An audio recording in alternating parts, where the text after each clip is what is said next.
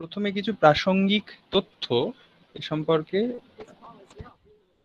আমরা জেনে নিই যে 1312 সালে রবীন্দ্রনাথের আত্মশক্তি বলে একটা প্রবন্ধ গ্রন্থ প্রকাশিত হয় 1312 বঙ্গাব্দে। এই আত্মশক্তি যে গ্রন্থটা, এর মধ্যেই স্বদেশী সমাজ আমাদের যে আলোচ্য প্রবন্ধ সেইটা রয়েছে। এই স্বদেশী সমাজ যে প্রবন্ধটা, মূল প্রবন্ধটা, সেটার পুরোটা আমাদের পাঠ্য নয়, তার কিছুটা অংশ। সেই মূল প্রবন্ধটা 7ই শ্রাবণ 1311 বঙ্গাব্দে মিনার্ভা রঙ্গমঞ্চে চৈতন্য লাইব্রেরির বিশেষ অধিবেশনে প্রথমবার পঠিত হয় 1311 সালের 7ই শ্রাবণ। এরপরে 17ই চৈত্র 1311 বঙ্গাব্দে এটা পরিবর্ধিত আকারে আরেকটু বাড়িয়ে আরেকটু চেঞ্জ করে এটাকে আবার রবীন্দ্রনাথ পাঠ করেন ক্লাসিক রঙ্গমঞ্চে 1311 বঙ্গাব্দতেই। এই প্রবন্ধটা একটা বিশেষ ঐতিহাসিক সময়ে রচিত, এটার নাম থেকে বোঝা যাচ্ছে। স্বদেশী সমাজ, আমরা ইতিহাসে স্বদেশী আন্দোলন, বঙ্গভঙ্গ, বয়কট আন্দোলন ইত্যাদি বিভিন্ন প্রসঙ্গ পড়েছি। রবীন্দ্রনাথের জীবনীকার প্রভাত কুমার মুখোপাধ্যায় এরকম লিখছেন তার বইতে, রবীন্দ্র জীবনী গ্রন্থে, কোট, মুজফ্ফরপুর হইতে কলিকাতায় ফিরিবার অল্প কয়েকদিনের মধ্যে তিনি তিনি বলতে রবীন্দ্রনাথ স্বদেশী সমাজ শীর্ষক বিখ্যাত প্রবন্ধ পাঠ করিলেন। রমেশচন্দ্র দত্ত ছিলেন সভাপতি। যে সভায় পাঠ করেছিলেন সেই সভায় সভাপতি ছিলেন রমেশচন্দ্র স্বয়ং। সভায় এত ভিড় হয় যে দরজা ভাঙার উপক্রম হইলে ঘোড়সওয়ার পুলিশ ভিড় সামলায়। ঠিক আছে, তাহলে রবীন্দ্র জীবনীকার এই তথ্য দিচ্ছেন সেই যে সভায় এই প্রবন্ধটা পাঠ করা হয়েছিল সেই সভায় এত ভিড় হয়েছিল যে ঘোড়সওয়ার পুলিশকে অবধি সামাল দিতে হয়েছিল। এবং তিনি এটাও বলছেন সঙ্গে যে প্রবন্ধটা কিছু পরিবর্তন করিয়া পুনরায় মিনার্ভা রঙ্গমঞ্চে তিনি পাঠ করেন এবং এই পাঠটি বঙ্গদর্শনে প্রকাশিত হয় 1311 ভাদ্রতে।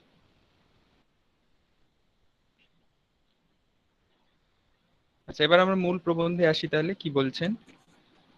আমাদের দেশ প্রধানত পল্লীবাসী।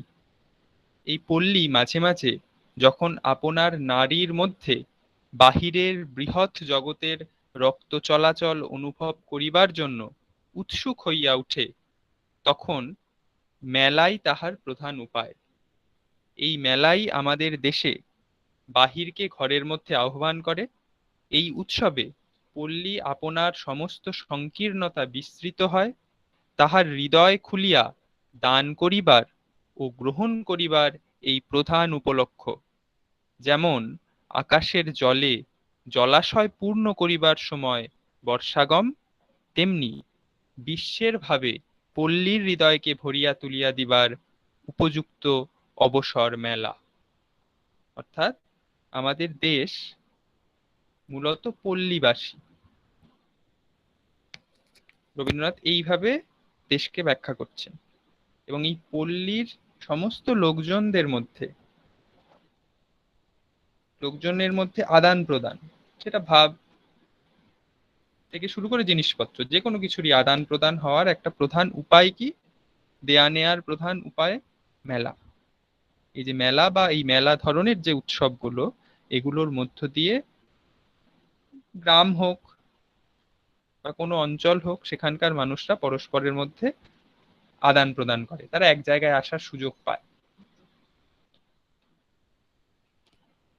এই মেলা আমাদের দেশে অত্যন্ত স্বাভাবিক।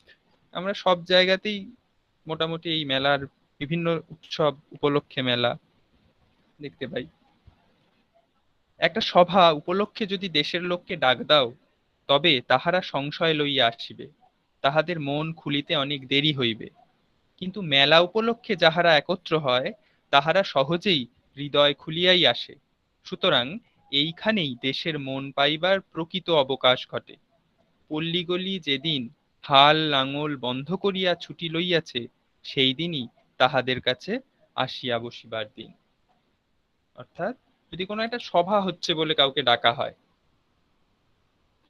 তাহলে লোকজন খুব একটা খোলা মনে সেখানে আসতে পারবে না।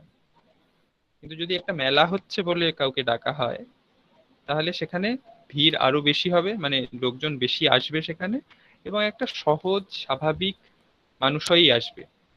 কোনো অতিরিক্ত কৌতূহল, অতিরিক্ত প্রস্তুতি কোনো কিছুই তার মধ্যে থাকবে না। মানে সে যেরকম মানুষ সেই রকম একটা খোলা মেজাজে সে মেলার মধ্যে আসতে পারবে। বাংলাদেশে এমন জেলা নাই যেখানে নানা স্থানে বৎসরের নানা সময়ে মেলা না হইয়া থাকে। প্রথমত এই মেলাগুলির তালিকা ও বিবরণ সংগ্রহ করা আমাদের কর্তব্য। তাহার পরে এই সমস্ত মেলাগুলির সূত্রে দেশের লোকের সঙ্গে যথার্থভাবে পরিচিত হইবার উপলক্ষ আমরা যেন অবলম্বন করি। অর্থাৎ রবীন্দ্রনাথ বলছেন যে সে সময়ে বাংলাদেশে যে যে জায়গায় যা যা মেলা হয় তার একটা তালিকা করা দরকার, এবং সেগুলোর বিবরণ সংগ্রহ করে সেই মেলাগুলোকে কাজে লাগাতে হবে দেশের কাজেই। দেশের বিশেষ উদ্দেশ্য সাধনের জন্য সেই মেলাগুলোরকে বেছে নিতে হবে। তার জন্য প্রথমেই আমাদের জানা দরকার যে কোন সময়ে কোথায় কোথায় মেলাগুলো হচ্ছে। তার একটা তালিকা রবীন্দ্রনাথ বলছেন যে সেই সময়ে দরকার আগে। প্রত্যেক জেলার ভদ্র শিক্ষিত সম্প্রদায় তাহাদের জেলার মেলাগুলিকে যদি নবভাবে জাগ্রত, নবপ্রাণে সজীব করিয়া তুলিতে পারেন, ইহার মধ্যে দেশের শিক্ষিতগণ যদি তাহাদের হৃদয় সঞ্চার করিয়া দেন, এই সকল মেলায় যদি তাহারা হিন্দু মুসলমানের মধ্যে সদ্ভাব স্থাপন করেন, কোনো প্রকার নিষ্ফল পলিটিক্সের সংস্রব না রাখিয়া বিদ্যালয়, পথঘাট, জলাশয়, গোচর জমি প্রভৃতি সম্বন্ধে জেলার যে সমস্ত অভাব আছে তাহার প্রতিকারের পরামর্শ করেন, তবে অতি অল্পকালের মধ্যে স্বদেশ যথার্থই সচেষ্ট করিয়া তুলিতে পারেন। মেলায় অনেক লোক আসতে পারে এবং সেটা সহজ স্বাভাবিকভাবে কোনো চাপ ছাড়া আসতে পারে। এবার এর যদি একটা তালিকা তৈরি হয় কোন কোন জেলায় কোন কোন সময়ে এই মেলাগুলো হচ্ছে, তাহলে সেই মেলাগুলোতে কি হবে, পরস্পর সব ধর্ম সম্প্রদায় বর্ণ সব ধরনের মানুষ সেখানে আসতে পারবে, পরস্পরের মধ্যে সদ্ভাব তৈরি হবে। ঠিক আছে? এবং এইটা করার ক্ষেত্রে রবীন্দ্রনাথ কাদেরকে একটু বেশি উদ্যোগ নিতে বলছেন? প্রত্যেক জেলার ভদ্র শিক্ষিত সম্প্রদায়। ঠিক আছে? তারা একটু উদ্যোগ নিয়ে মেলাগুলো, এই একটা ইতিবাচক উদ্দেশ্য নিয়ে মেলাগুলোকে আরো সুসংগঠিত করে চালানোর কথা বলছেন, এবং সেখানে কোনো নিষ্ফল পলিটিক্সের তার মধ্যে কোনো সংস্রব থাকবে না, কোনো রাজনৈতিক আকচাকচির জায়গা সেটা হবে না। সেখানে কি হবে? বিদ্যালয়, পথঘাট, জলাশয়, মানে পশুচারণের যে জমি, সেইগুলো সম্পর্কে যা যা অভাব আছে, অভিযোগ আছে, কি কি হলে ভালো হয়, কার কি দরকার, এই রকমের যে আলাপ আলোচনা, এইগুলো পরস্পরের মধ্যে আদান প্রদানের একটা জায়গা তৈরি হবে। ফলে কার কি অভাব অভিযোগ এগুলো জানা যায়। এখনকার দিনে যেরকম ভাবে পঞ্চায়েত এলাকায় গ্রাম সভা ইত্যাদি গুলো আছে, সেখানে মানুষ তার অভাব অভিযোগ গুলো জানাতে পারে, বা তার কি কি দরকার, কি হলে ভালো হয়, এইসব বিষয়গুলো বলার একটা জায়গা হিসেবে রবীন্দ্রনাথ আমাদের মধ্যে যে মেলা আছে আগে থেকেই সেই মেলাগুলোকে ব্যবহারের মানে প্রস্তাব দিচ্ছেন এই প্রবন্ধে। আমার বিশ্বাস, যদি ঘুরিয়া ঘুরিয়া বাংলাদেশে নানা স্থানে মেলা করিবার জন্য একদল লোক প্রস্তুত হন, তাহারা নূতন নূতন যাত্রা, কীর্তন, কথকতা রচনা করিয়া সঙ্গে বায়োস্কোপ, ম্যাজিক লণ্ঠন, ব্যায়াম ও ভোজবাজির আয়োজন লইয়া ফিরিতে থাকেন, তবে ব্যয় নির্বাহের জন্য তাহাদিগকে কিছুমাত্র ভাবিতে হয় না। শুধু মেলা করলেই তো হবে না, তার খরচাও আছে। এ সম্পর্কে রবীন্দ্রনাথ কি বলছেন, যে এমন একটা দল প্রস্তুত হোক যারা বিভিন্ন ধরনের বিষয়গুলো, মানে শিল্পকলার বিষয়, যেমন কীর্তন, যাত্রা, কথকতা, বায়োস্কোপ, ম্যাজিক লণ্ঠন, হ্যাঁ, এই ধরনের জিনিসগুলোর মানে দল বেঁধে বিভিন্ন লোক বিভিন্ন কাজ করবে, তাদের একটা দল তৈরি হবে। এই দল নিয়ে তারা এক এক জায়গায় এই মেলার আসরগুলো বসাবে। এতে ব্যয় নির্বাহের অর্থাৎ টাকা পয়সার যে বিষয়টার সঙ্গে জড়িত সেটা নিয়ে খুব একটা চিন্তা করতে হবে না, রবীন্দ্রনাথ বলছেন। কেন বলছেন? এরপরে উনি লিখছেন, তাহারা যদি মোটের উপরে প্রত্যেক মেলার জন্য জমিদারকে একটা বিশেষ খাজনা ধরিয়া দেন এবং দোকানদারদের নিকট হইতে যথা নিয়মে বিক্রয়ের লভ্যাংশ আদায় করিবার অধিকার প্রাপ্ত হন, তবে উপযুক্ত সুব্যবস্থা দ্বারা সমস্ত ব্যাপারটাকে বিশেষ লাভকর করিয়া তুলিতে পারেন। তাহলে একটা মেলা হবে, তার তো একটা খাজনা হয়, ট্যাক্স হয়, সেটা এই মেলার থেকে ব্যবসা বাণিজ্য করে ইত্যাদি করে যা উদ্বৃত্ত থাকবে তার একটা অংশ জমিদারকে দিতে হবে, ওই অঞ্চলের যে জমিদার। এটা একটা মোটামুটি ঠিক করে নিলে জমিদারের আপত্তি থাকবে না অন্তত। এই লাভের টাকা হইতে পারিশ্রমিক ও অন্যান্য খরচ বাদে যাহা উদ্বৃত্ত হইবে, তাহা যদি দেশের কার্যেই লাগাইতে পারেন, তবে সেই মেলার দলের সহিত সমস্ত দেশের হৃদয়ের সম্বন্ধ অত্যন্ত ঘনিষ্ঠ হইয়া উঠিবে।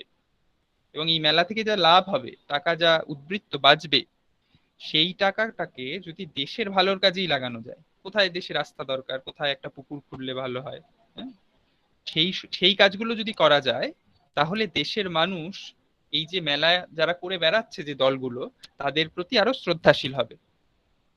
অর্থাৎ কারণ দেশের মানুষ বুঝবে যে এরা তো আমাদের, এদের ব্যবসা বাণিজ্য করে যা লাভ হবে, সেই লাভ তো আমাদেরই ভালোর জন্য ব্যবহৃত হবে। ফলে তাদের সঙ্গে দেশের মানুষ আরো বেশি ঘনিষ্ঠ হতে পারবে। ইহারা সমস্ত দেশকে তন্ন তন্ন করিয়া জানিবেন, অর্থাৎ এই লোকগুলো যারা মেলা করে বেড়াচ্ছেন বা বেড়াবেন, তাদের সঙ্গে তারা সারা দেশটাকে, সারা বাংলাদেশটাকে খুব ভালো করে চিনবেন।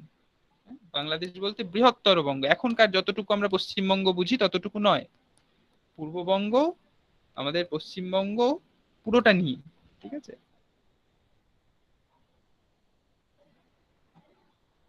এবং ইহাদের দ্বারা যে কত কাজ হইতে পারিবে তাহা বলিয়া শেষ করা যায় না। আমাদের দেশে চিরকাল আনন্দ উৎসবের সূত্রে লোককে সাহিত্যরস ও ধর্মশিক্ষা দান করা হইয়াছে। সম্প্রতি নানা কারণবশতই অধিকাংশ জমিদার শহরে আকৃষ্ট হইয়াছেন। তাহাদের পুত্রকন্যা বিবাহাদি ব্যাপারে যাহা কিছু আমোদাহ্লাদ, সমস্তই কেবল শহরের ধনী বন্ধুদিগকে থিয়েটার ও নাচ গান দেখাইয়া সম্পন্ন হয়। অনেক জমিদার ক্রিয়াকর্মে প্রজাদের নিকট হইতে চাঁদা আদায় করিতেও কুণ্ঠিত হন না। সে স্থলে ইতরে জনা মিষ্টান্নের উপায়ে যোগাইতে থাকে, কিন্তু মিষ্টান্নম ইতরে জনা কণামাত্র ভোগ করিতে পায় না। ভোগ করেন বান্ধবা এবং সাহেবা। ইহাতে বাংলার গ্রাম সকল দিনে দিনে নিরানন্দ হইয়া পড়িতেছে, এবং যে সাহিত্যে দেশের আবাল বৃদ্ধ বনিতার মনকে সরল ও শোভন করিয়া রাখিয়াছিল, তাহা প্রত্যহই সাধারণ লোকের আয়ত্তাতীত হইয়া উঠিতেছে। আমাদের এই কল্পিত মেলা সম্প্রদায় যদি সাহিত্যের ধারা, আনন্দের স্রোত বাংলার পল্লীদ্বারে আর একবার প্রবাহিত করিতে পারেন, তবে শস্য শ্যামলা বাংলার অন্তঃকরণ দিনে দিনে শুষ্ক মরুভূমি হইয়া যাইবে না। কি বললেন? বললেন যে এই আনন্দ উৎসবের সূত্রেই আমাদের দেশে লোককে সাহিত্য রস এবং ধর্মশিক্ষা দান করা হতো। আমাদের দেশে প্রাচীনকালে বা মধ্যযুগে যে ধরনের আনন্দ উৎসবগুলো ছিল বা সাহিত্য পাঠ যেভাবে হতো, কি হতো, রামায়ণ মহাভারত পড়া হতো কোথাও এক চণ্ডী মণ্ডপে বসে, বা মঙ্গল কাব্য পড়া হতো, বা কীর্তন গানের আসর হতো।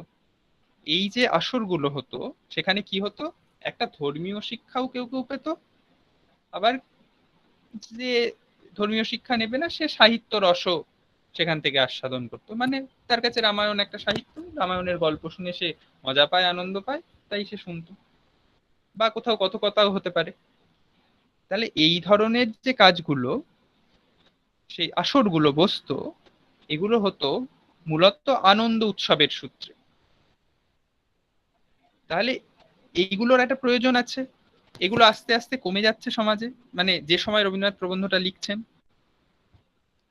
ফলে সেই সময়ে রবীন্দ্রনাথ বলতে চাইছেন, যদি এই বাংলার অন্তঃকরণ যেটা দিনে দিনে শুষ্ক হয়ে যাচ্ছে, বাংলাকে আবার এক জায়গায় ধরে রাখার প্রয়োজন, তো এই এক জায়গায় ধরে রাখতে গেলে তাদের মধ্যে একটা আত্মিক বন্ধন তৈরি করতে হবে। বাংলার মানুষদের পারস্পরিক একটা বন্ধুত্বপূর্ণ সহাবস্থান তৈরি করতে হবে। অর্থাৎ বিচ্ছেদ মনোভাব যেগুলো, হ্যাঁ, বিভেদ সৃষ্টিকারী যেসব উপাদানগুলো এর মধ্যে রয়েছে, সেগুলো তখনই দূরে চলে যাবে যখন মানুষ একজন আরেকজনের সুখ দুঃখের ভাগিদার হবে। তারা পাশে এসে গল্প করবে, যাত্রা দেখবে, রামায়ণ মহাভারত শুনবে, তবে তাদের মধ্যে একটা আদান প্রদান হবে এবং তারা নিজেদেরকে আপনজন হিসেবে মনে করবে। এবং এর মধ্য দিয়েই বাংলাদেশের অন্তঃকরণ, ঠিক আছে, দিনে দিনে শুষ্ক মরুভূমি হইয়া যাইবে না, অর্থাৎ তার মধ্যে প্রাণ সঞ্চার হবে। আমাদিগকে এ কথা মনে রাখিতে হইবে, যে যে সকল যে সকল বড় বড় জলাশয় আমাদিগকে জলদান স্বাস্থ্যদান করিত, তাহারা দূষিত হইয়া কেবল যে আমাদের জলকষ্ট ঘটাইয়াছে তাহা নহে, তাহারা আমাদিগকে রোগ ও মৃত্যু বিতরণ করিতেছে। তেমনি আমাদের দেশে যে সকল মেলা ধর্মের নামে প্রচলিত আছে, তাহাদেরও অধিকাংশ আজকাল ক্রমশ দূষিত হইয়া কেবল যে লোকশিক্ষার অযোগ্য হইয়াছে তাহা নহে, কুশিক্ষারও আকর হইয়া উঠিয়াছে। কিছু কিছু মেলা তখনও ছিল যে মেলাগুলো ধর্মীয় উদ্দেশ্য নিয়ে তৈরি, কোনো একটা বিশেষ ধর্ম সম্প্রদায় বা তার কোনো এক ধর্মীয় উদ্দেশ্য আছে, সেই উপলক্ষে একটা মেলা হয়। অনেক ক্ষেত্রে সেই মেলাগুলো মেলার যা প্রকৃত উদ্দেশ্য, সেই উদ্দেশ্যগুলো সাধন করতে পারছে না। যেভাবে উদাহরণ হিসেবে উনি দিলেন একটা পুকুরের জল, একটা পুকুরের জল খেয়ে, আগে তো মানুষ পুকুরের জলই খেত, ফলে ওই যে জলাশয়ের জল খেয়ে মানুষ বেঁচে থাকতো, সেই জলাশয়ের জল যদি দূষিত হয়ে যায় তখন কি হবে? মানুষ মারা যাবে। তেমনি যে মেলার অনেক ভালো গুণ আছে, সেই মেলাটা যদি দূষিত হয়ে যায় তাহলে কি হবে? মেলা থেকে মানুষের খারাপ হবে। তাহলে সেই ধরনের যে মেলাগুলো, যেগুলো থেকে আসলে, যেগুলোর বিশেষ একটা ধর্মীয় উদ্দেশ্য আছে, বৃহত্তর কোনো সামাজিক উদ্দেশ্য নেই, সেই মেলাগুলো আসলে ক্ষতি করতে পারে। উপেক্ষিত শস্য ক্ষেত্রে শস্যও হইতেছে না, কাটা গাছও জন্মিতেছে, এমন অবস্থায় কুৎসিত আমাদের উপলক্ষ এই মেলাগুলিকে যদি আমরা উদ্ধার না করি, তবে স্বদেশের কাছে ধর্মের কাছে অপরাধী হই। অর্থাৎ যে মেলাগুলো ওইভাবে দূষিত হয়ে পড়ছে, তাদেরকে উদ্ধার করতে হবে, মানে সেগুলোর ওই খারাপ উদ্দেশ্যটাকে সরিয়ে ভালো উদ্দেশ্যগুলো ওর মধ্যে দিয়ে সাধন করিয়ে নিতে হবে। বিদেশি চিরদিন আমাদের দেশকে, আমাদের স্বদেশকে অন্ন জল ও বিদ্যা ভিক্ষা দিবে। আমাদের কর্তব্য কেবল এই যে, ভিক্ষার অংশ মনের মতো না হইলেও আমরা চিৎকার করিতে থাকিব, কদাচ নহে, কদাচ নহে। স্বদেশের ভার আমরা প্রত্যেককেই এবং প্রতিদিনই গ্রহণ করিব, তাহাতে আমাদের গৌরব, আমাদের ধর্ম। এইবার সময় আসিয়াছে যখন আমাদের সমাজ একটি সুবৃহৎ স্বদেশী সমাজ হইয়া উঠিবে। সময় আসিয়াছে যখন প্রত্যেকে জানিবে, আমি একক নহি, আমি ক্ষুদ্র হইলেও আমাকে কেহ ত্যাগ করিতে পারিবে না, এবং ক্ষুদ্রতমকেও আমি ত্যাগ করিতে পারিব না। অর্থাৎ যে সময় রবীন্দ্রনাথ প্রবন্ধটা লিখছেন তখন ইংরেজ শাসন, তারা ডিভাইড অ্যান্ড রুল নীতি নিয়েছিল, যে বিভাজন করো, এদের মধ্যে ঝামেলা লাগিয়ে দাও, তাহলে শাসন করতে সুবিধা হবে। এবার আমরা যদি ওই ঔপনিবেশিক শাসনের অধীনে থেকে সব সময় সমস্ত কিছুই ভিক্ষে করে নিই, মানে ইংরেজের কাছে চেয়ে চেয়ে নিতে হয়, নিজের উদ্যোগে যদি নিজে কিছু করার চেষ্টা না করি, সেটাকে রবীন্দ্রনাথ খুব একটা প্রশংসা করছেন না। বলছেন স্বদেশের ভার আমরা প্রত্যেকেই প্রতিদিনই গ্রহণ করিব, তাহাতে আমাদের গৌরব, আমাদের ধর্ম। অর্থাৎ এই যে যেভাবে স্বদেশের ভালো হতে পারে, দেশের মানুষের ভালো হতে পারে, সেই কাজটা আমরা অল্প অল্প করে নিজেরাই করে নিতে পারি যদি, তবেই আমাদের দেশের ভালো হবে। তর্ক এই উঠিতে পারে যে ব্যক্তিগত হৃদয়ের সম্বন্ধ দ্বারা খুব বড় জায়গা ব্যপ্ত করা সম্ভবপর হইতে পারে না। একটা ছোট পল্লীকেই আমরা প্রত্যক্ষভাবে আপনার করিয়া লইয়া তাহার সমস্ত দায়িত্ব স্বীকার করিতে পারি। খুব বড় জায়গায় কাজ করা তো কঠিন, বরঞ্চ একটা ছোট জায়গা হলে, ছোট পল্লীর যদি দায়িত্ব নেওয়া হয়, তাহলে কাজ করা অনেক বেশি সহজ হয়ে যায়। কিন্তু পরিধি বিস্তীর্ণ করিলেই কলের দরকার হয়। দেশকে আমরা কখনোই পল্লীর মতো করিয়া দেখিতে পারি না। এই জন্য অব্যবহিত ভাবে দেশের কাজ করা যায় না, কলের সাহায্যে করিতে হয়। এই কল জিনিসটা আমাদের ছিল না, সুতরাং ইহা বিদেশ হইতে আনাইতে হইবে, এবং কারখানা ঘরের সমস্ত সাজ সরঞ্জাম আইন কানুন গ্রহণ না করিলে কল চলিবে না। অর্থাৎ আমাদের দেশে তো যন্ত্রপাতির নেই, যন্ত্রপাতি তো বিদেশ থেকে আনা। আর যদি বড় জায়গাকে চালাতে হয় তাহলে দূর থেকে চালাতে হবে, যেভাবে যন্ত্র চালায়, সরাসরি চালানো যাবে না, প্রত্যক্ষ যোগাযোগটা কমে যাবে। কিন্তু যদি ছোট একটা পল্লীতে, ছোট একটা মেলা, সেখানে কিছু লোক সেই মেলাটার মধ্যে, ওই যে দলটা তৈরি হচ্ছে তারা ওখানে অংশগ্রহণ করছে, মেলার ওই অঞ্চলের লোকেরা আসছে, পারস্পরিক আদান প্রদান হচ্ছে, এটা অনেক কাছাকাছি থেকে মানুষের মধ্যে আদান প্রদান, দূর থেকে নয়। কিন্তু কথাটা অসঙ্গত নহে, কল পাতিলেই হইবে, এবং কলের নিয়ম যে দেশি হউক না কেন, তাহা মানিয়া না লইলে সমস্ত ব্যর্থ হইবে। এ কথা সম্পূর্ণ স্বীকার করিয়াও বলিতে হইবে, শুধু কলে ভারতবর্ষ চলিবে না। যেখানে আমাদের ব্যক্তিগত হৃদয়ের সম্বন্ধ আমরা প্রত্যক্ষভাবে অনুভব না করিব, সেখানে আমাদের সমস্ত প্রকৃতিকে আকর্ষণ করিতে পারিবে না। ইহাকে ভালোই বলো আর মন্দই বলো, গালি দাও আর প্রশংসাই করো, ইহা সত্য। অতএব আমরা যে কোনো কাজে সফলতা লাভ করিতে চাই, এই কথাটি আমাদিগকে স্মরণ করিতে হইবে। কি বলতে চাইলেন? যে আমাদের ব্যক্তিগত হৃদয়ের সম্বন্ধকে রবীন্দ্রনাথ মানুষের সঙ্গে মানুষের এইটাকে অনেক বেশি গুরুত্ব দিতে চাইলেন। প্রত্যেক মানুষের কি কি চাহিদা কোনো একটা অঞ্চলের, তার প্রাপ্তি অপ্রাপ্তি, সুখ দুঃখ, হাসি কান্না, এগুলো এক একটা অঞ্চল বদলে গেলে একটু একটু বদলে যায়। যে অঞ্চলে একটু গরম বেশি, সেই অঞ্চলের লোকেদের যা চাহিদা, যেখানে জলকষ্ট তাদের জলটা প্রাথমিক দাবি, যেখানে রাস্তাঘাট একদম খারাপ তাদের রাস্তাঘাট প্রাথমিক চাহিদা। ফলে অঞ্চল বদলে গেলে মানুষের চাহিদাগুলো আস্তে আস্তে বদলাবে। এবার মানুষের সঙ্গে প্রত্যক্ষ যোগাযোগ না থাকলে দূর থেকে বসে একদম প্রত্যন্ত এলাকায় কি হচ্ছে না হচ্ছে সেটা জানা সম্ভব নয়। স্বদেশকে একটি বিশেষ ব্যক্তির মধ্যে আমরা উপলব্ধি করিতে চাই, এমন একটি লোক চাই যিনি আমাদের সমস্ত সমাজের প্রতিমা স্বরূপ হইবেন। তাহাকে অবলম্বন করিয়াই আমরা আমাদের বৃহৎ স্বদেশীয় সমাজকে ভক্তি করিব, সেবা করিব। তাহার সঙ্গে যোগ রাখিলেই সমাজের প্রত্যেক ব্যক্তির সঙ্গে আমাদের যোগ রক্ষিত হইবে। এরপরে একটা গুরুত্বপূর্ণ বিষয় বললেন যে আমরা একটা লোকের মধ্য দিয়ে, একজন মানুষের মধ্য দিয়ে স্বদেশকে দেখতে চাই, যেভাবে আগে রাজাকে দেখা হতো, যে রাজার ওপর দেশের ভার, ফলে রাজা দেশকে রক্ষা করবেন, প্রজাদের রক্ষা করবেন, তাদের সুযোগ সুবিধা দেখবেন,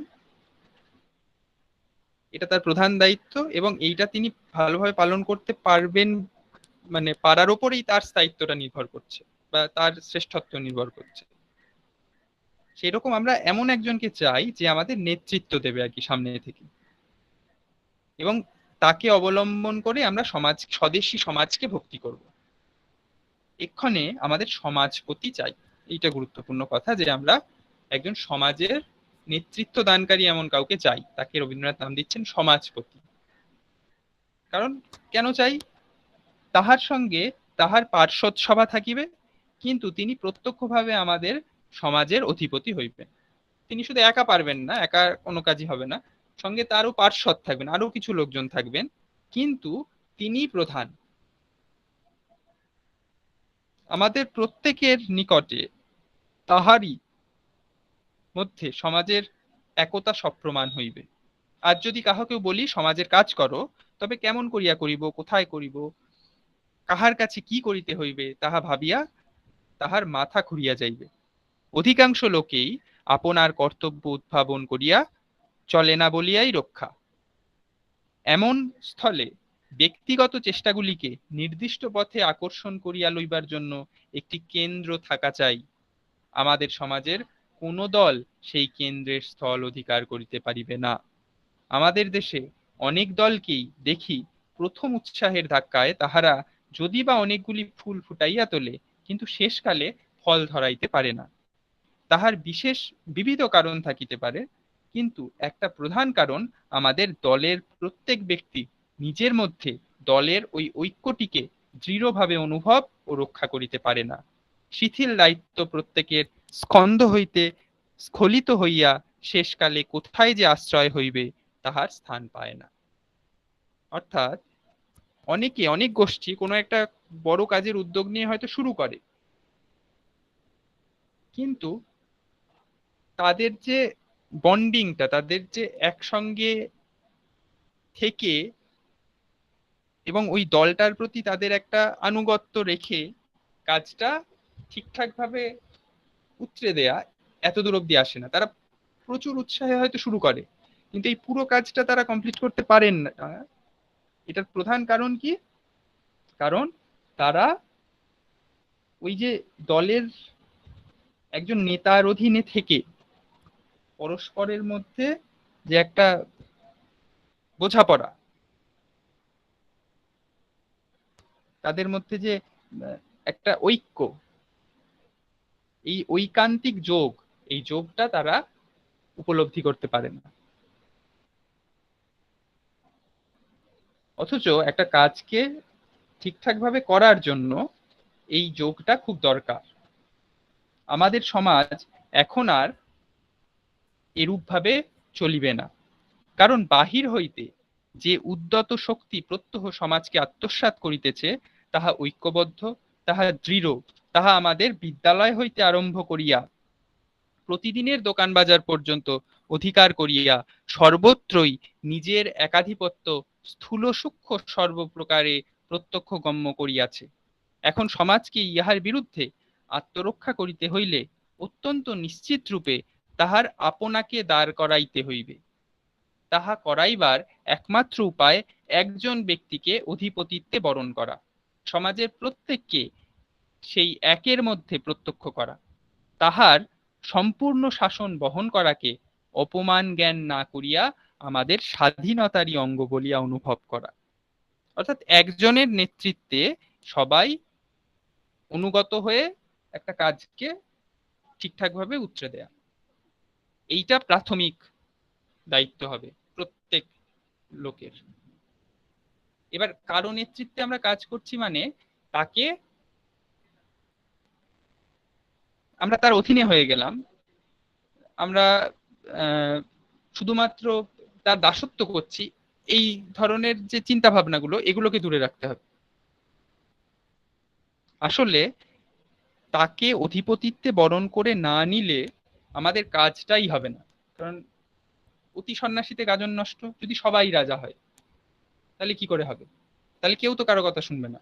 তাহলে একজনকে আগে অধিনায়ক হিসেবে মেনে নিতে হবে, একজনকে অধিপতিত্বে বরণ করতে হবে এবং তার প্রতি আমাদের আনুগত্য রাখতে হবে। তাকে রবীন্দ্রনাথ নাম দিচ্ছেন সমাজপতি। এই সমাজপতি কখনো ভালো কখনো মন্দ হইতে পারে না, কিন্তু সমাজ যদি জাগ্রত থাকে তবে মোটের উপরে কোনো ব্যক্তি সমাজের স্থায়ী অনিষ্ট করিতে পারে না। আবার এইরূপ অধিপতির অভিষেকই সমাজকে জাগ্রত রাখিবার একটি প্রকৃষ্ট উপায়। সমাজ একটি বিশেষ স্থলে আপনার ঐক্যটি প্রত্যক্ষভাবে উপলব্ধি করিলে তাহার শক্তি অজেয় হইয়া উঠিবে। ইহার অধীনে দেশের ভিন্ন ভিন্ন নির্দিষ্ট অংশে ভিন্ন ভিন্ন নায়ক নিযুক্ত হইবেন। সমাজের সমস্ত অভাবমোচন, মঙ্গল কর্মচালনা ও ব্যবস্থা রক্ষা ইহারা করিবেন এবং সমাজপতির নিকট দায়ী থাকিবেন। এবার বলছে যে সমাজপতি যিনি হবেন তিনি তো খারাপও হতে পারেন, ভালোও হতে পারেন, কিন্তু যদি খারাপ হন তাহলে তো খারাপ হওয়ার সম্ভাবনাটাই বেশি। কিন্তু রবীন্দ্রনাথ মনে বলছেন, তার বক্তব্য হলো, সমাজ যদি সবসময় জাগ্রত থাকে, সমাজের মানুষেরা যদি সবসময় সচেতন থাকে, যে তার যদি চোখ নাক সবসময় খোলা থাকে, তাহলে কেউ সমাজের কোনো সমাজপতি যদি খারাপও হন তিনি সমাজের খারাপ করতে পারবেন না। তার জন্য সবাইকে সবসময় সচেতন জাগ্রত থাকতে হবে। ঠিক আছে?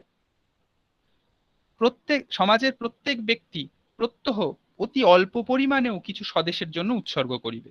তাছাড়া প্রত্যেক গৃহে বিবাহাদি শুভকর্মে গ্রাম সভাটি প্রভৃতির ন্যায় এই স্বদেশী সমাজের একটি প্রাপ্য আদায় দুরূহ বলিয়া মনে করি না। ইহা যথাস্থানে সংগৃহীত হইলে অর্থাভাব ঘটিবে না। অর্থাৎ অর্থের মানে যে দিকটা, সেইটাকে উনি উপেক্ষা করছেন না, কিন্তু এই একটা কর্মকাণ্ড চালাতে গেলে টাকা পয়সাটা একটা বিষয়। ঠিক আছে? সমাজের প্রত্যেক ব্যক্তি সবাইকে প্রত্যহ রোজ কিছু করে এই স্বদেশের জন্য কন্ট্রিবিউট করতে হবে। এইটা তার বক্তব্য। আমাদের দেশে স্বেচ্ছাদত্ত দানে বড় বড় মঠ মন্দির চলিতেছে। এদেশে কি সমাজ ইচ্ছাপূর্বক আপনার আশ্রয়স্থান আপনি রচনা করিবে না? বিশেষত যখন অন্নে, জলে, স্বাস্থ্যে, বিদ্যায় দেশ সৌভাগ্য লাভ করিবে, তখন কৃতজ্ঞতা তখনই নিশ্চেষ্ট থাকিবে না। অর্থাৎ আমাদের দেশে তো বহু মঠ মন্দির ইত্যাদি বিভিন্ন প্রতিষ্ঠান ব্যক্তিগত দানে চলছে, মানে কেউ দান করেছেন, কোনো অবস্থাপন্ন মানুষ দান করেছে, এরকম ভাবে চলছে। তাহলে যেখানে সবার ভালো হবে, পুরো সমাজের ভালো হবে, সেই সব ক্ষেত্রে কি মানুষ দান করবে না? যদি দেখে যে সত্যি ভালো হচ্ছে তাহলে অবশ্যই করবে। অবশ্য এখন আমি কেবল বাংলাদেশকেই আমার চোখের সামনে রাখিয়াছি। এখানে সমাজের অধিনায়ক স্থির করিয়া আমাদের সামাজিক স্বাধীনতাকে যদি আমরা উজ্জ্বল ও স্থায়ী করিয়া তুলিতে পারি, তবে ভারতবর্ষের অন্যান্য বিভাগও আমাদের অনুবর্তী হইবে। বললেন যে এখন পুরো ভারতবর্ষ জুড়ে আমি এই প্রস্তাব দিচ্ছি না, এখন আমি বাংলাদেশটাকেই, মানে তৎকালীন সময়ের যে বাংলা, সেই বাংলাকেই আমি মানে পরীক্ষামূলকভাবে বেছে নিচ্ছি, এবং আমরা যদি সাফল্য পাই, সাফল্য লাভ করি, তাহলে ভবিষ্যতে সারা ভারতবর্ষই আমাদের এই যে মডেল সেটাকে অনুসরণ করবে। এবং এই রূপে ভারতবর্ষের প্রত্যেক প্রদেশ যদি নিজের মধ্যে একটি সুনির্দিষ্ট ঐক্য লাভ করিতে পারে, তবে পরস্পরের সহযোগিতা করা প্রত্যেকের পক্ষে একান্ত সহজ হয়। একবার ঐক্যের নিয়ম এক স্থানে প্রবেশ করিয়া প্রতিষ্ঠিত হইলে তাহা ব্যাপ্ত হইতে থাকে, কিন্তু রাশিকৃত বিচ্ছিন্নতাকে কেবলমাত্র স্তূপাকার করিতে থাকিলেই তাহা এক হয় না। অনেকগুলো বিচ্ছিন্ন জিনিসকে এক জায়গায় নিয়ে এলে তা যে এক হয়ে যাওয়া তা নয়। প্রত্যেক প্রদেশ নিজেদের মধ্যে যদি সুনির্দিষ্টভাবে ঐক্যবদ্ধ হয়, মানে ভারতবর্ষের তো এতগুলো প্রদেশ, তাদেরকে একসঙ্গে রাখার জন্য বাইরের দিক থেকে জুড়ে রাখাটাই শেষ নয়, ভেতর দিক থেকেও জুড়ে রাখতে হবে। এই ভেতর দিক থেকে জুড়ে রাখার কথাই রবীন্দ্রনাথ বলছেন। ঠিক আছে? আমাদের স্বদেশী সমাজের গঠন ও চালনের জন্য একই কালে আমরা সমাজপতি ও সমাজতন্ত্রের কর্তৃত্ব সমন্বয় করিতে পারিব। আমরা স্বদেশকে একটি মানুষের মধ্যে প্রত্যক্ষ করিতে পারিব এবং তাহার শাসন স্বীকার করিয়া স্বদেশী সমাজের যথার্থ সেবা করিতে পারিব। ঠিক একই কথা, যে প্রথমে আমাদের একজনকে নির্বাচন করে নিতে হবে, যে হবে সমাজপতি, যার নেতৃত্বে আমরা কাজ করব, এবং তারপরে এই স্বদেশী সমাজটার কাজ কর্মকাণ্ড শুরু হবে, সেখানে প্রত্যেকে কন্ট্রিবিউট করবে। আত্মশক্তি একটি বিশেষ স্থানে সঞ্চয় করা, এই বিশেষ স্থানে উপলব্ধি করা, সেই বিশেষ স্থান হইতে সর্বত্র প্রয়োগ করিবার একটি ব্যবস্থা থাকা আমাদের পক্ষে কিরূপ প্রয়োজনীয় হইয়াছে একটু আলোচনা করিলেই তাহা স্পষ্ট বোঝা যাইবে। গভর্নমেন্ট নিজের কাজের সুবিধা অথবা যে কারণেই হোক বাংলাকে দ্বিখণ্ডিত করিতে ইচ্ছা করিয়াছেন। বঙ্গ বিভাজনের ঐতিহাসিক যে সিদ্ধান্ত ইতিহাসে আমরা পড়েছি, সেই পরিপ্রেক্ষিতে প্রবন্ধ রচিত হচ্ছে। তাহলে রবীন্দ্রনাথ সেই কথা প্রত্যক্ষভাবে বললেন। গভর্নমেন্ট বলতে এখানে ইংরেজ সরকার আর কি। আমরা ভয় করিতেছি ইহাতে বাংলাদেশ দুর্বল হইয়া পড়িবে। যারাই বঙ্গভঙ্গের বিরোধী তারা কি বলছেন, যে এই বাংলা ভাগ করলে আসলে বঙ্গদেশ দুর্বল হয়ে পড়বে। দেশকে খণ্ডিত করিলে যে সমস্ত অমঙ্গল ঘটিবার সম্ভাবনা, তাহার প্রতিকার করিবার জন্য দেশের মধ্যে কোথাও কোনো ব্যবস্থা থাকিবে না। বীজের ব্যাধির বীজ বাহির হইতে শরীরের মধ্যে প্রবেশ না প্রবেশ করিলেই ভালো, কিন্তু তবু যদি প্রবেশ করিয়া বসে, তবে শরীরের অভ্যন্তরে রোগকে ঠেকাইবার, স্বাস্থ্যকে পুনঃপ্রতিষ্ঠিত করিবার কোনো কর্তৃশক্তি কি থাকিবে না? সেই কর্তৃশক্তি যদি আমরা সমাজের মধ্যে সুদৃঢ় সুস্পষ্ট করিয়া রাখি, তবে বাহির হইতে বাংলাকে নির্জীব করিতে পারিবে না। সমস্ত ক্ষতকে আরোগ্য করা, ঐক্যকে আকর্ষণ করিয়া রাখা, মূর্ছিতকে সচেতন করিয়া তোলা, ইহারই কর্ম হইবে। অর্থাৎ যেভাবে মানুষের একটা প্রতিরোধ ক্ষমতা তৈরি হয়, প্রথমে চেষ্টা করতে হবে যে রোগ জীবাণু যেন শরীরে প্রবেশ না করে। এবার যদি করেই যায়, তাহলে শরীরের ভেতরের একটা প্রতিরোধী ক্ষমতা আছে, ইমিউনিটি যাকে বলে, ওই প্রতিরোধী ক্ষমতা দিয়ে শরীর সেই জীবাণুটাকে মারে। তাহলে দুটো উপায়, এক হচ্ছে মাস্ক পরা এখনকার হিসেবে, যেন জীবাণু না ঢোকে শরীরে, আর দুই হচ্ছে গিয়ে ঠিকঠাক খাওয়া দাওয়া করে ঠিকঠাক নিয়ম মেনে চলে শরীরকে সুস্থ রাখা, শরীরের ভেতরে যেন রোগ প্রতিরোধী ক্ষমতাটা তৈরি হয়ে থাকে, এইটাকে দেখা। তাহলে ঠিক এই রকম দুটো বিষয়ের অবতারণা করে রবীন্দ্রনাথ বলছেন, তাহলে এই দেশকে খণ্ডিত করিলে যে সমস্ত অমঙ্গল ঘটিবার সম্ভাবনা, তাহার প্রতিকার করার জন্য দেশের মধ্যে কোথাও কোনো ব্যবস্থা থাকিবে না, এই প্রশ্নটা করছে। আমাদের দেশে মধ্যে মধ্যে সামান্য উপলক্ষে হিন্দু মুসলমানে বিরোধ বাঁধিয়া উঠে, সেই বিরোধ মিটাইয়া দিয়া উভয় পক্ষের মধ্যে প্রীতি শান্তি স্থাপন, উভয় পক্ষের স্ব স্ব অধিকার নিয়মিত করিয়া দিবার বিশেষ কর্তৃত্ব সমাজের কোন স্থানে যদি না থাকে, তবে সমাজকে বারে বারে ক্ষতবিক্ষত হইয়া উত্তরোত্তর দুর্বল হইতে হয়।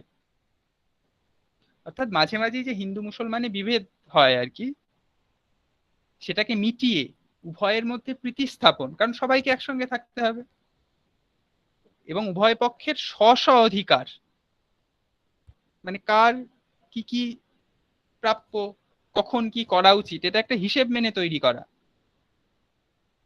যদি এটা না করা যায়, তাহলে কি হবে, ঝামেলা বাঁধার সম্ভাবনাটা বাড়বে। অতএব একটি লোককে আশ্রয় করিয়া আমাদের সমাজকে এক জায়গায় আপন হৃদয় স্থাপন, আপন ঐক্য প্রতিষ্ঠা করিতে হইবে, নহিলে শৈথিল্য ও বিনাশের হাত হইতে আত্মরক্ষার কোনো উপায় দেখি না। এবার ওই যে সমাজপতি যিনি তৈরি হবেন, তার কথা আমরা সবাই মেনে চলবো বলে যদি ঠিক করি, তাহলে তিনি তো একটা মীমাংসা করে দিতে পারবেন। কোনো একটা বিষয় নিয়ে যদি মতান্তর হয় কারো মধ্যে, তাহলে সমাজপতি একটা মীমাংসা করে দিতে পারবেন যে এইটা করা উচিত এখন, বা ওইটা এখন করা উচিত নয়।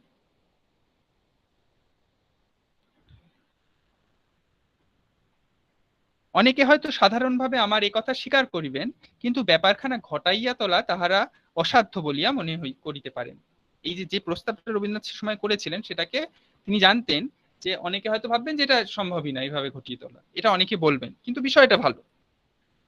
তাহারা বলিবেন, নির্বাচন করিব কি করিয়া, সবাই নির্বাচিতকে মানিবে কেন, আগে সমস্ত ব্যবস্থাতন্ত্র স্থাপন করিয়া তবে তো সমাজ প্রতিষ্ঠা সম্ভবপর হইবে, ইত্যাদি। মানে বিভিন্ন রকমের প্রশ্ন উঠবে, কিভাবে নির্বাচন করব, তাকে নির্বাচন হয়ে যাওয়ার পরেই কি সবাই মানবে কি না, ইত্যাদি নানা রকমের প্রসঙ্গ উঠবে। নতুন একটা কাজ তো শুরু করতে গেলে যেরকম হয়।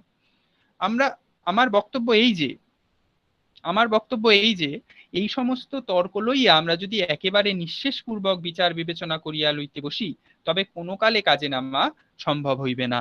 এমন লোকের নাম করাই শক্ত। দেশের কোনো লোক বা কোনো দল যাহার সম্বন্ধে কোনো আপত্তি না করিবেন, দেশের সমস্ত লোকের সঙ্গে পরামর্শ মিটাইয়া লইয়া লোককে নির্বাচন করা সাধ্য হইবেন। রবীন্দ্রনাথ বলছেন যে প্রথমে যদি আমরা সব সমস্যার সমাধান করে তারপরে কাজে হাত দেবো, এইরকম যদি ভেবে বসি, তাহলে জীবনেও আর কাজে হাত দেওয়া হবে না। সুতরাং কাজে হাত দিয়ে তারপরে যে সমস্যা তৈরি হবে সেগুলোকে ঠিকঠাক ভাবে সমাধানের চেষ্টা করতে হবে। আমাদের প্রথম কাজ হইবে যেমন করিয়া হোক একটি লোক স্থির করা, এবং তাহলে প্রথমে গুরুত্ব দিচ্ছেন একজন সমাজপতিকে নির্বাচন করতে হবে। আমাদের প্রথম কাজ হইবে যেমন করিয়া হোক একটি লোক স্থির করা, এবং তাহার নিকটে বাধ্যতা স্বীকার করিয়া ধীরে ধীরে ক্রমে ক্রমে তাহার চারিদিকে একটি ব্যবস্থাতন্ত্র গড়িয়া তোলা। তাহলে আগে একজন সমাজপতি, তারপরে তার ওই পার্ষদ মানে তার যে সহচর যারা তার হয়ে আরো কিছু কাজকর্ম করবেন, তার যে দল, সেই দলটা তৈরি করা। কোনো একটি যোগ্য লোককে দাঁড় করাইয়া তাহার অধীনে একদল যথার্থ ভাবে কাজে প্রবৃত্ত হইলে এই সমাজ রাজতন্ত্র দেখিতে দেখিতে প্রস্তুত হইয়া উঠিবে। পূর্ব হইতে হিসাব করিয়া কল্পনা করিয়া আমরা যাহা আশা করিতে না পারিব তাহাও লাভ করিব। সমাজের অন্তর্নিহিত বুদ্ধি এই ব্যাপারের চালনাভার আপনিই গ্রহণ করিবে। সমাজে অবিচ্ছিন্নভাবে সকল সময়ই শক্তিমান ব্যক্তি থাকেন না, কিন্তু দেশের শক্তি বিশেষ বিশেষ স্থানে পুঞ্জীবিত হইয়া তাহাদের জন্য অপেক্ষা করে। যে শক্তি আপাতত যোগ্য লোকের অভাবে কাজে লাগিল না, সে শক্তি যদি সমাজে কোথাও রক্ষিত হইবার স্থানও না পায়, তবে সে সমাজ ফুটা কলসের মতো শূন্য হইয়া যায়। আমি যে সমাজপতির কথা বলিতেছি, তিনি সকল সময় যোগ্য লোক না হইলেও সমাজের শক্তি, সমাজের আত্মচেতনা তাহাকে অবলম্বন করিয়া বিধৃত হইয়া থাকিবে। অবশেষে বিধাতার আশীর্বাদে এই শক্তি সঞ্চয়ের সঙ্গে যখন যোগ্যতার যোগ হইবে, তখন দেশের মঙ্গল দেখিতে দেখিতে আশ্চর্য বলে আপনাকে সর্বত্র বিস্তীর্ণ করিবে। অর্থাৎ সবসময় যে একজন সমাজপতি খুব নেতৃত্ব গুণ সম্পন্ন যোগ্য লোক হবেন তা নয়, কিছু কিছু ক্ষেত্রে একটু কম যোগ্য লোকও হতে পারেন। কিন্তু সমাজের সবাই যদি খুব অ্যাক্টিভ হয়, খুব সচেতন হয়, সদা জাগ্রত হয়, তাহলে তারাই তাকে দিয়ে ঠিক কাজটা করিয়ে নেবে। আর যে ক্ষেত্রে তিনি খুবই ভালো, যোগ্য, দক্ষ, নেতৃত্ব গুণ সম্পন্ন, সেক্ষেত্রে তো কাজ আরো ভালোভাবে হবে। সমাজের সকলের চেয়ে যাহাকে বড় করিব, এত বড় লোক চাহিলেই পাওয়া যায় না। বস্তুত রাজা তাহার সকল প্রজারই চেয়ে যে স্বভাবত বড় তাহা নহে, কিন্তু রাজ্যই রাজাকে বড় করে। রাজা মাত্রই, রাজার প্রতি তো সবাই আনুগত্য দেখায়, কিন্তু তাই বলে কি রাজা যে সব মানুষের থেকেই ভালো মানুষ, রাজ্যের বা সব নাগরিকের চেয়ে তিনি অনেক উচ্চে সব দিক থেকে, তা তো নয়। কিন্তু রাজা রাজত্ব করেন বলেই তিনি মান্যতা পান আমার কাছে, মানে নাগরিকদের কাছে। জাপানের মিকারও জাপানের সমস্ত সুধী, সমস্ত সাধক, সমস্ত শূরবীরদের দ্বারাই বড়। আমাদের সমাজপতিও সমাজের মহত্বেই মহৎ হইতে থাকিবেন। সমাজের সমস্ত বড় লোকই তাহাকে বড় করিয়া তুলিবে। মন্দিরের মাথায় যে স্বর্ণ কলস থাকে, তাহা নিজে উচ্চ নহে, মন্দিরের উচ্চতাই তাহাকে উচ্চ করে। অর্থাৎ মন্দিরের মাথায় যে কলসিটা থাকে দেখবে, সেটা কি, সেটা নিজে খুব বড় কি নয়, মন্দিরের মাথায় থাকে বলেই সেটা বড় হয়। তেমনি যিনি সমাজপতি হবেন, তাকে যে নিজেকে খুব যোগ্য বড় সড়ো হতে হবে তা নয়, সমাজ তাকে মান্যতা দিয়ে তাকে বড় করে তুলবে। কারণ কি, নিজের স্বার্থেই। কারণ একজন কাউকে না মানলে কোনো কাজই সমাজে ঠিক মতো হবে না। আমি কেবল এইটুকু বলিব, আসুন আমরা মনকে প্রস্তুত করি, ক্ষুদ্র দলাদলি, কুতর্ক, পরনিন্দা, সংশয় ও অতিবুদ্ধি হইতে হৃদয়কে সম্পূর্ণভাবে স্খালন করিয়া অদ্য মাতৃভূমির বিশেষ প্রয়োজনের দিনে, জননীর বিশেষ আহ্বানের দিনে চিত্তকে উদার করিয়া, কর্মের প্রতি অনুকূল করিয়া, সর্বপ্রকার লক্ষ্যবিহীন অতি সূক্ষ্ম যুক্তিবাদের ভণ্ডুলতাকে সবেগে আবর্জনা স্তূপের মধ্যে নিক্ষেপ করিয়া এবং নিগূঢ় আত্মাভিমানকে তাহার শতসহস্র রক্ত তৃষার্ত শিকড় সমেত হৃদয়ের অন্ধকার গুহাতল হইতে সবলে উৎপাদিত করিয়া সমাজের শূন্য আসনে বিনম্র বিনীতভাবে আমাদের সমাজপতির অভিষেক করি, আশ্রয়চ্যুত সমাজকে সনাথ করি। অর্থাৎ সমাজের যে নেতৃত্বে দেওয়ার জায়গাটা একটা শূন্যতা তৈরি হয়েছে, কারণ বিদেশি শাসক রয়েছে, তারা আমাদের দেশ সমস্যা ইত্যাদি প্রত্যক্ষভাবে জানে না, আর তাদের বিশেষ একটা উদ্দেশ্য রয়েছে, শাসন আর শোষণ, ডিভাইড অ্যান্ড রুল, ভেঙে দাও আর শাসন করো। কিন্তু আমাদের দেশের লোককে তাদের জন্য, তাদের মঙ্গলের জন্য, তাদের মধ্যে থেকে একজন সমাজপতি বেছে নিয়ে তার প্রতি আনুগত্য রেখে তাকে, এবং নিজেরা সবসময় সচেতন থেকে নিজেরা সমাজের জন্য চিন্তা করে এবং অংশগ্রহণ করে, সমাজের জন্য নিজের প্রত্যক্ষ অবদান রেখে, আর্থিকভাবেও সাহায্য করে, বিভিন্নভাবে যে সংগঠন বা গোষ্ঠীটা তৈরি হচ্ছে, দলটা তৈরি হচ্ছে, সেই দলের অংশগ্রহণের মধ্য দিয়ে সমাজ একটা ভালো জায়গায় পৌঁছবে, তার সমস্যাগুলো সমাধানের মধ্য দিয়ে দিয়ে। এইরকম একটা প্রস্তাব রবীন্দ্রনাথ এই স্বদেশী সমাজ প্রবন্ধটায় করেছেন। ঠিক আছে, তাহলে আজকের ক্লাস এতটুকুই।